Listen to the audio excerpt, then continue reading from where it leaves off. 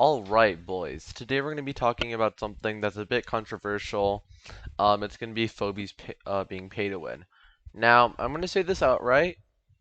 I think Phobies is a free-to-play game, but there are some issues right now that aren't really related to money that's causing Phobies to feel pay to win from time to time. But I'm going to go ahead and talk about that at the end.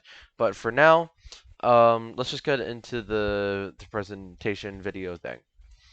Now, the thing about pay to win is that it really only does two things for you, which is level up your phobies and get new ones.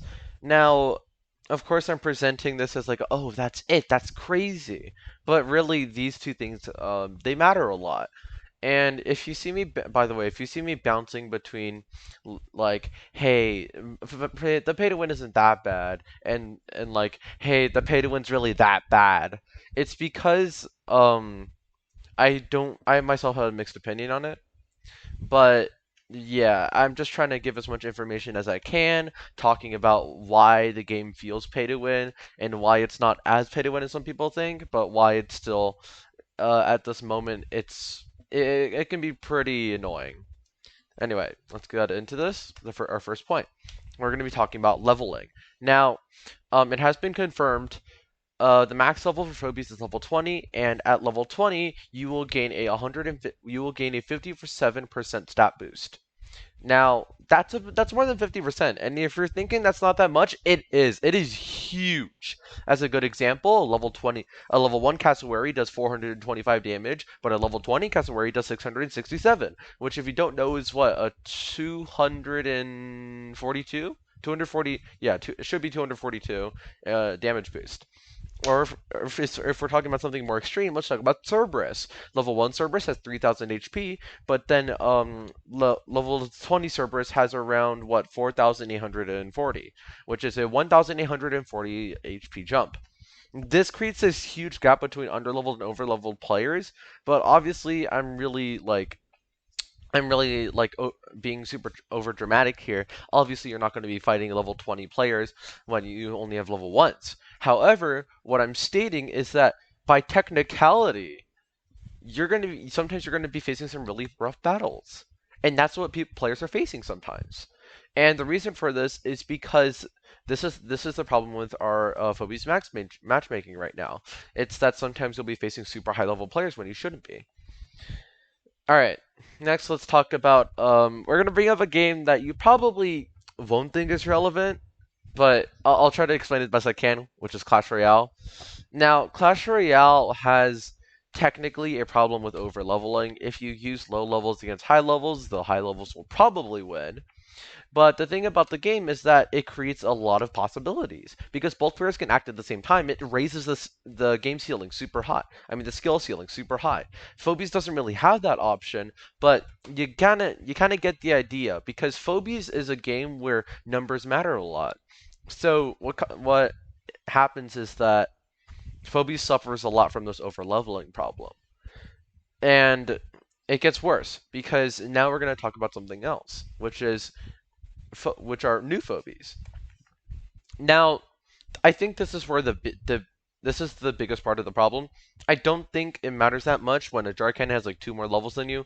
Sometimes it matters a lot, sometimes it doesn't matter that much, but something that's an absolute deal breaker that you don't even think about is this. Let's say you're going against like a level 60 player, you're level 20. Not only are they out leveled, they have way more phobies than you. Let's say you put down a Bowmangles. They have a Thunder Rocks, but they put down a Bowmangles and you don't have Thunder Rocks.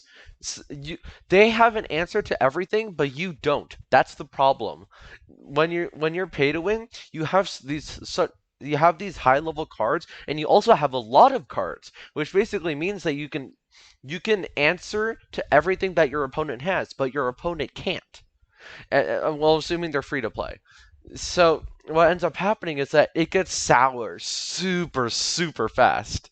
And this also happens because you get all the phobies at the beginning of the game. As soon as you start, you can, by technicality, get every single phobia in the entire game. And there's a big problem with that, which is, well, obviously, you get a lot of benefit from having a lot of answers to a lot of phobies. Now, lastly, I want to talk about, like I mentioned before, the matchmaking. That's really the catalyst for everything here. If you weren't facing such high level players, then you wouldn't have a problem with this. You wouldn't have a problem with high level players. And so, and the thing is, you wouldn't be facing people that are over leveled. You wouldn't be facing people with like 100 phobies collected, and you wouldn't be facing phobies that you couldn't even get because they're stress level phobies, like a Clinico, Ginsting. They're all super influential and super strong. And um, so what makes it so frustrating? Now, first off, Clash Royale also has this huge offset. For example, an unupgraded lightning spell on a level 15 heal spirit, it won't actually die. I know that because I saw it in a YouTube short. So it might be wrong, but I'm pretty sure it's right. But the point is that this could technically happen in Clash Royale. But what they do is that they have good matchmaking. Now, whether you want to blame this on the fact that Phobies doesn't really have such a big player base, or if you want to blame it on the fact that the matchmaking is just absolute dog shit, personally, I think it's a bit of both. If they fix their matchmaking by prioritizing you having a fair match, I think that's more important. I think that's okay. Like even if you're starting a lot of the games most of the time because of how async works, you eventually someone else will be able to play a lot of games with you. I mean, in Arena, it does get a bit more tricky. I mean, I'm already, like, it's like 1 minute queues on Arena already, so it's already kind of annoying. So, I don't know. That part's hard to talk about, but I play async all the time, so I literally don't give a shit. And the thing is, Pay to win can't go away. I see a lot of people talk about it that all the time. They're like, ah, dude, this game has such a fucking paywall, dude. They gotta fix this shit. They gotta make it pay to. I mean, they gotta make it free to play.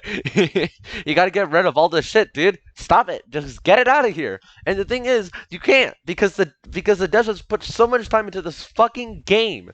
They have put their blood, sweat, tears, and other fluids into this game. I swear to God, Grimes is fucking hot, but it doesn't matter because in the end of the day, the game has to have some sort of pay to win. And I think the best way to fix it right now is to just make the matchmaking good. As long as you're facing people at your own level, it's okay. As long as you're not facing pro players when you're in the little league, it's okay. All we have to do is create the solution that levels don't matter and your opponent having way more phobias than you doesn't matter. And that's really about it. I know that I've complained a lot, but I really do love this game. I think it's great. I think there's a lot of merit to it. There's a lot of potential and there's a lot of effort. However, I think this issue needs to be solved because sometimes they're facing people that you just can't win against. If they are just as smart as you are going to lose. I'm sorry. You are so going to lose. You are fucked. And that's really the biggest problem here. I really hope you have a good day. I know I don't say that, but recently I've been getting some attention because I keep spamming the YouTube links and people keep watching them.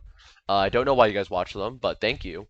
I'm just hoping I can have a bit more of the presence in the community and just be able to really give my insight on things. And yeah. So I'm tired, man. I think I'm just gonna go play Valorant.